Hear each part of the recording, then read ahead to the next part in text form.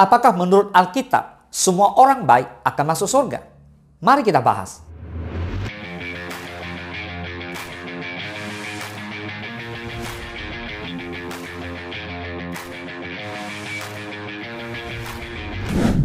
Gak sedikit orang yang beranggapan bahwa bila seseorang melakukan perbuatan baik, sudah pasti bakal masuk surga. Makanya banyak kita temui orang yang berlomba-lomba untuk menolong dan memberikan sedekah pada sesama. Sekilas gak ada yang salah, karena memang perbuatannya mulia. Namun apa yang menjadi motivasi kita di balik perbuatan baik kita? Untuk terima pujian, diakui sebagai orang kaya dan baik hati, atau supaya masuk surga? Bagaimana bila perbuatan baik kita itu dari hasil kejahatan? Apakah juga dikategorikan sebagai perbuatan baik? Lihat, Efesus 2:8 dan 9. Sebab karena kasih karunia, kamu diselamatkan oleh iman. Itu bukan hasil usahamu, tetapi pemberian Allah. Itu bukan hasil pekerjaanmu. Jangan ada orang yang memegahkan diri. Katakan amin. Menurut Rasul Paulus, keselamatan didasarkan pada kasih karunia Allah dan bukan pada setiap perbuatan baik yang dapat disombongkan. Lalu di manakah peran perbuatan baik itu? Dalam ayat berikutnya, Paulus menggambarkan orang percaya sebagai ciptaan dalam Kristus Yesus untuk melakukan pekerjaan baik yang dipersiapkan Allah sebelumnya. Ingat baik-baik, dalam Kristus Yesus untuk melakukan pekerjaan baik, bukan karena pekerjaan baik. Ingat ya. Nah saudara, kita akan membuat kesalahan besar jika kita mencoba mencari cara kita sendiri untuk menuju ke surga, yaitu melakukan perbuatan yang baik itu. Perbuatan baik bukanlah jaminan keselamatan, karena Alkitab sendiri telah menuliskan bahwa tidak ada seorang pun yang dapat melakukannya. Roma 3:23 dan 24. Karena semua orang telah berbuat dosa dan telah kehilangan kemuliaan Allah. Dan oleh kasih karunia telah dibenarkan dengan cuma-cuma karena penebusan dalam Kristus Yesus. Katakan amin. Jadi, semua karena kasih karunia Allah yang diberikan secara cuma-cuma pada kita. Jadi bukan karena perbuatan baik kita. Namun ini juga bukan berarti anugerah yang murahan. Mengingat bahwa Yesus telah mati untuk membayar hukuman atas dosa kita. Jadi kita diselamatkan untuk melakukan pekerjaan baik. So, sebagai manusia memang kita harus melakukan pekerjaan atau perbuatan baik itu. Karena itu adalah salah satu wujud kasih yang Tuhan mau kita lakukan. Namun tidak ada kaitannya dengan masuk surga. Jadi jelas sekali bahwa kita diselamatkan bukan karena melakukan perbuatan baik, melainkan karena kasih karunia yang Tuhan Yesus sudah berikan buat saudara dan saya.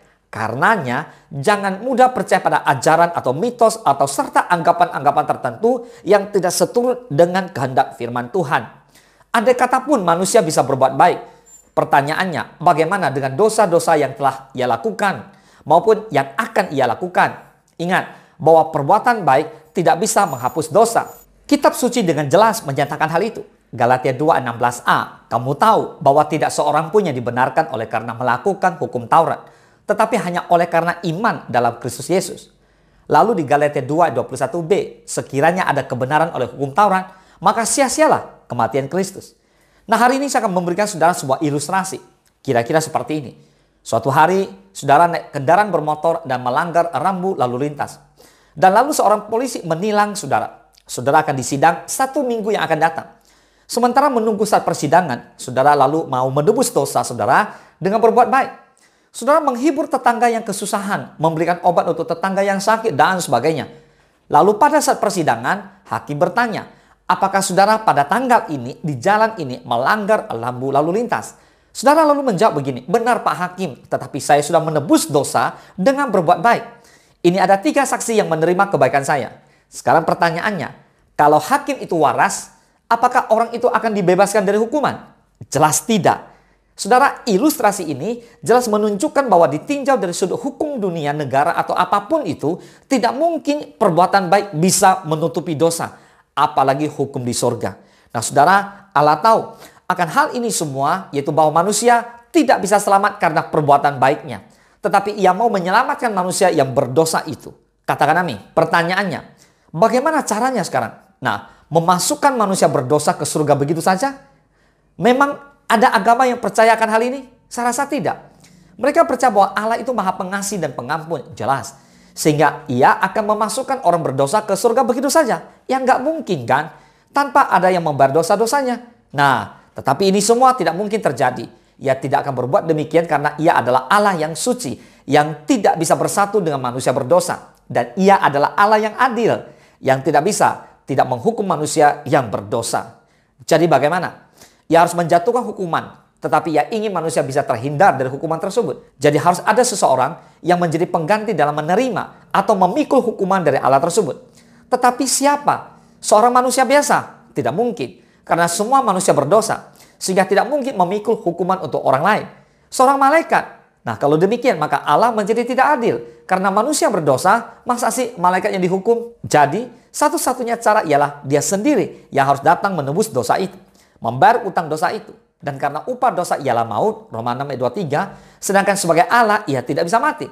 Maka Allah harus menjadi manusia, yaitu Yesus Kristus, supaya ia bisa mati menebus dosa kita. Sekarang pertanyaannya, apakah menurut Alkitab semua orang baik akan masuk surga? Jelas tidak. Camkan baik-baik. Orang Kristen bukan berbuat baik supaya masuk surga, bukan supaya selamat. Kekristenan mengajarkan bahwa masuk surga bukan karena perbuatan baik kita. Kekristenan mengajarkan bukan karena amal ibadah kita, maka kita masuk surga. Kita diselamatkan karena anugerah, murni karena anugerah Tuhan kita, Yesus Kristus. Katakan amin. Jadi, jika saudara bekerja, kemudian dapat upah, itu hak saudara. Dan itu saudara berhak untuk menerima karena itu hasil kerja saudara. Tapi kalau saudara tidak kerja, tahu-tahu dapat sekian juta rupiah, itulah anugerah. Anugerah adalah pemberian cuma-cuma untuk orang yang tidak pantas menerimanya. Jadi, keselamatan adalah anugerah Tuhan. Saudara dan saya dibenarkan, diselamatkan, dimurnikan oleh anugerah Tuhan. Kita bukan diselamatkan karena amal ibadah kita, tapi karena anugerah Tuhan semata-mata. Boleh katakan amin. Tuhan Yesus memberkati.